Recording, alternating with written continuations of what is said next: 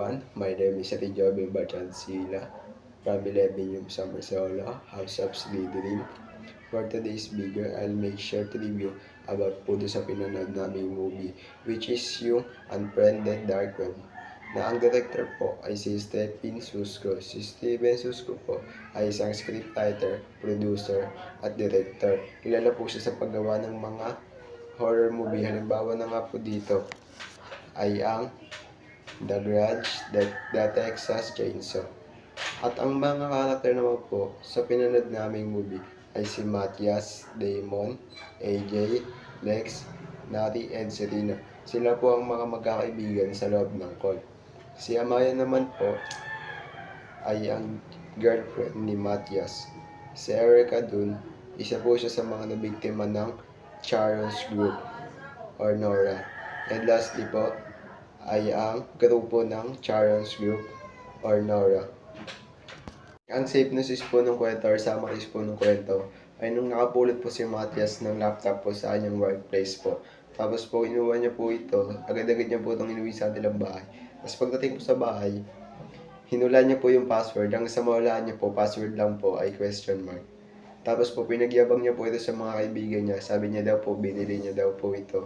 Tapos ginamit niya ito para mag-Skype po kasama mga kaibigan niya. Tapos po, sinabi niya kay Amaya, ginawa niya daw po ng papaya si Amaya. Tapos po, nag-usap-usap po sila doon sa may The River.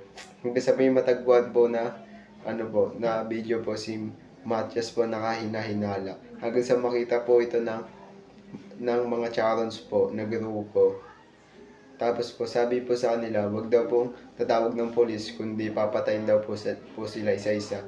Hanggang po sa nagsumbong po yung isa sa mga kaibigan ni Matthias po, hanggang sa inisa-isa po silang patayin. Yun lang po. So, sasagutin ko na nga po yung unang tanong. Is there any trends in a city that happened in the film? Yes. May nakita po ako convergence. Gumamit sila ng laptop at cellphone para po mag-usap-usap po sila. Tapos po, mobile technologies tulad ng iOS operating system dahil gumamit si Matthias ng MacBook Air laptop.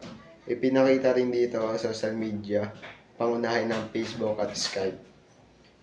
Pangalawang tanong po, is there any internet threats that shown in the film? Yes po, meron. Dahil po sinabi po nung isa po sa mga grupo ng Charons or Nora, na wag daw po tatawag ng polis kundi papatayin daw po sila isa-isa. Tatlong tanong po is, what are some lessons you've learned in this film? Wag po kukuha ng gamit na hindi naman sa'yo kasi di mo po alam ay na po pala yung ikakapahamak ng iyong buhay. Tapos po, wag pong magpipindot na kung ano-anong link dahil po di mo po alam kung ano pong nilalaman po doon. Yun lang po.